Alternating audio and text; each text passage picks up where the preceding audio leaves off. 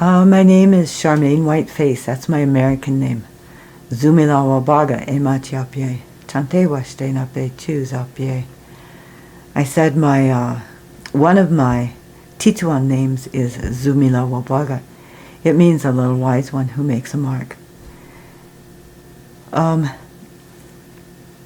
We're not supposed to talk about ourselves, and so this is hard for me to do, but I was born in 1947 in March, and I stayed a lot of my formative years with my grandmother, Maggie Whiteface. She lived out in the country on the Pine Ridge Reservation, and we lived way out in the country between Manderson and Rocky Ford.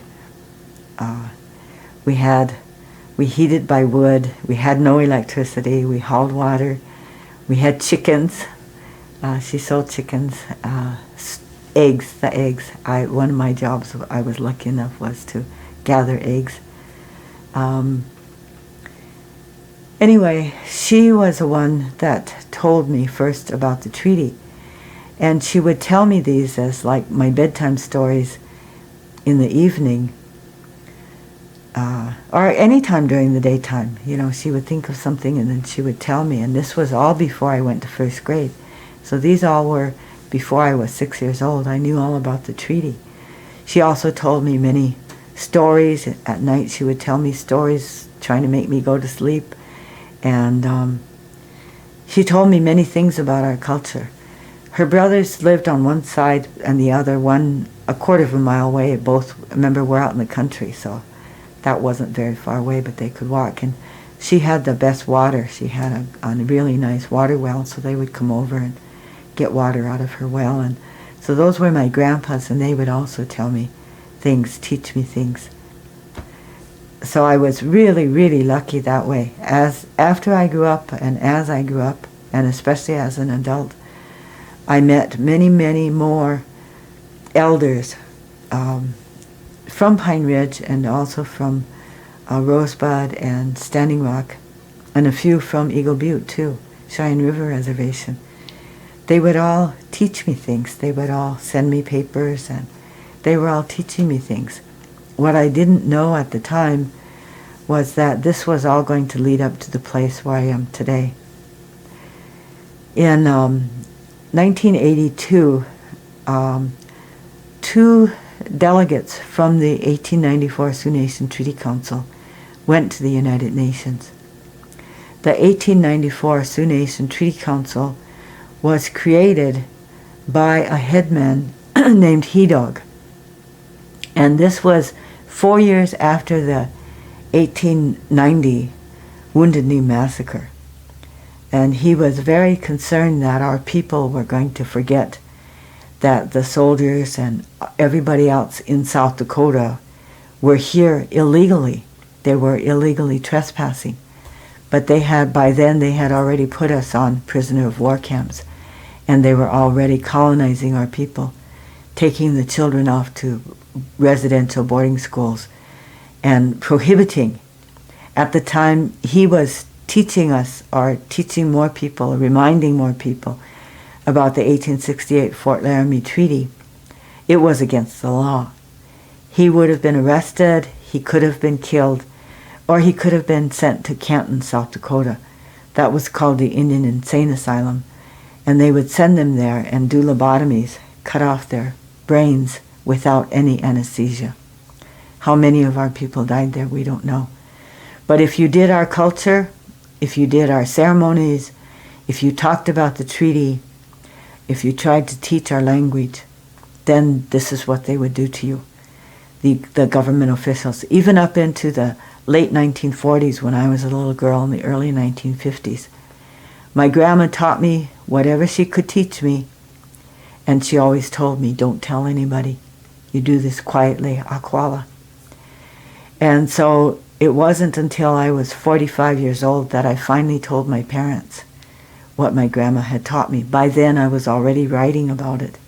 I was already writing about the treaty, the 1868 treaty, and how western South Dakota was still the Great Sioux Reservation. And I could live any place I wanted to in western South Dakota, and I was still on treaty territory. Anyway, back to the United Nations. In 1982, by 1982, then the 1894 Sioux Nation Treaty Council was still in effect. It was still active, quietly. They would have meetings in people's houses and just tell each other quietly because they could still be arrested for doing this. And in 1980, when the 1980 Supreme Court decision came down that said the United States illegally stole the Black Hills, then the people knew, okay, now we can step forward and talk more about this more openly. So 2 delegates were sent to the United Nations in Geneva, Switzerland, to what was called the Working Group on Indigenous Populations. And it was a special committee that the United Nations created specifically for indigenous nations and peoples. And so they went, and they helped in the drafting of a Declaration on the Rights of Indigenous Peoples. That was not the purpose why they went. The reason why they went was because they remembered that we are a nation separate from the United States. Even though these 2 men, and all of us, even myself included, had already gone through all of the colonization because of what we were taught by grandparents usually, by other relatives, older relatives, elders, that we were a separate nation. And we had an international treaty with the United States. So that's why they wanted to go to the UN, was to get a seat at the table as a nation, to get our treaty resolved with the United States, so the United States would quit illegally occupying our treaty territory. Our treaty territory and our hunting grounds. Our hunting grounds are in North Dakota, Montana, Wyoming, and Nebraska. If you look up the 1868 Fort Laramie Treaty, then you will see where this treaty territory lies. By the early 1990s, I started writing as a columnist for the Rapid City paper. I had already been writing before that, but this is when a bigger newspaper took my columns and I started writing, and I was writing about the treaty and how we come from a separate nation. In 1994, when Tony and Garfield were at the Human Rights Council, the Commission on Human Rights, it was called the Commission on Human Rights in Geneva, Switzerland at the United Nations, then they saw how the United States and the other English-speaking countries were going to push off this Declaration on the Rights of Indigenous Peoples. They were going to push it off into some debates. And Garfield Grassrope actually heard the American diplomats say about them that these 2 old men are not educated and they won't be able to argue. They won't be able to debate about the 1868 Fort Laramie Treaty. And so when they came home in 1994, and they would always do this, they would always give a report to the Treaty Council. And the Treaty Council was not like elected representatives from this reservation or that reservation. The Treaty Council is all the people. It's all the people. If you're an adult, then you have a right to vote in this. You have a right to a say-so. You have a right to a voice. That's our way. That's not the colonized American way. No, that's our way. And so when they came back, they called for a Treaty Council meeting so they could give their reports about what they heard at the UN in Geneva. And at that meeting, they recommended that, they said there is someone who can argue, who can debate with the United States at the UN in Geneva. And then they said that was me. And the Treaty Council agreed. Many of them knew who I was. Many of them had followed all the things I had done. They knew I was a scientist, I was a teacher, I had done a lot of things, and so then they all agreed and they said yes. They said when Tony Blackfeather, the spokesperson then, when he went home, then I was to take his place. Because our people, in our way, they don't judge someone by their gender, by whether they have a lot of money or whether they're popular. They judge them by their ability and their word and their actions. I wasn't at that meeting. I didn't even know them. I didn't know Tony Blackfeather then, and he is my cousin. I didn't know Garfield Grassrope. He is my cousin too. I didn't know who they were. I wasn't at that meeting. But they had read so many things I had written about who we are and that we have an international treaty with the United States. They knew I would argue as best I could at the UN on behalf of our nation. And that's what I have done. And so we are having a meeting because I have learned more things. I have learned a lot more things now. The climate has changed at the United Nations, and again, it's in our favor. In our favor. And there are some big nations now who are in our favor and who might be able to help us get that seat at the table and get our international treaty resolved finally. Enforced. I always say, President Biden said he would enforce the treaties, and I wrote him a letter. And I say, no, it's not honor the treaties. You can honor everything all you want, but that has no action in it. You need to enforce it. You need to enforce that treaty. That has the action in it. So after I learned about all these new things that are happening at the United Nations, then I sent out letters to those who I have addresses for. And I said, we need to have a meeting.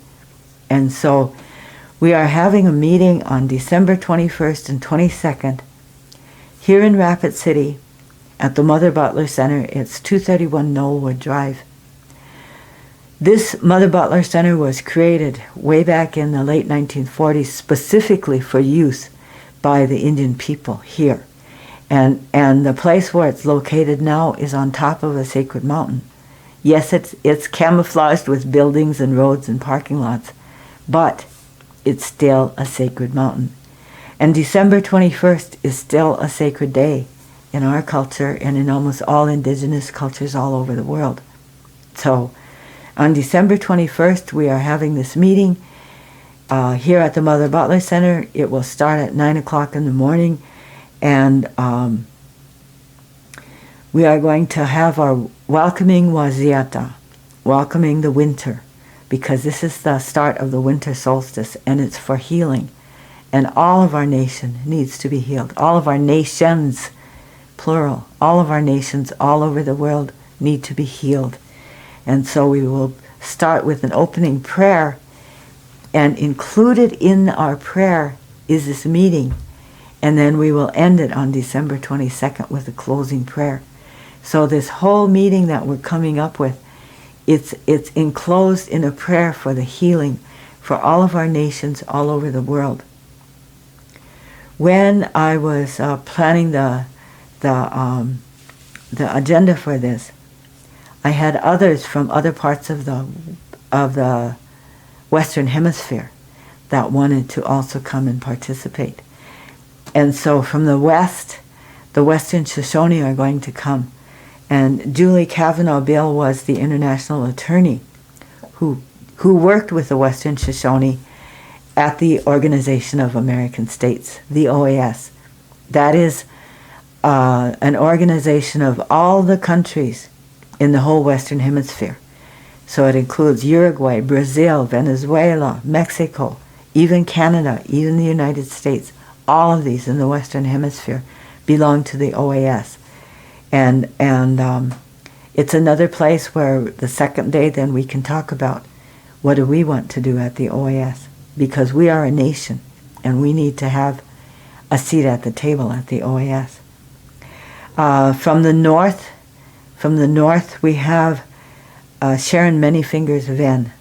She is a Cree international attorney and author, and I've known her for 20 years now at least. And she is going to talk about a new resolution that the United Nations has recently passed on climate change. And there will be things in there that we can use also for us, because for us up here, going through these heat waves and these droughts, this is really important. And this has all been scientifically proven to be caused by by human beings burning oil and gas, by petroleum that they're pulling out of Mother Earth and they should not be doing. So Sharon is going to talk about this new United Nations resolution on climate change. And then from the east, I have invited the Haudenosaunee, the Iroquois Confederacy. Years ago, I found out that the Iroquois Confederacy and the Great Sioux Nation, the Ocetishakoi, at one time had a treaty.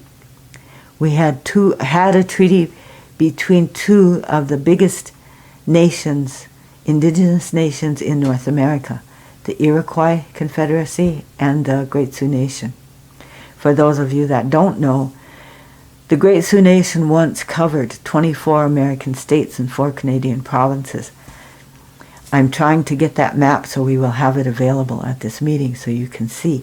That doesn't mean that there were not other nations inside of this area too. There were many other, but we all lived together according to natural law.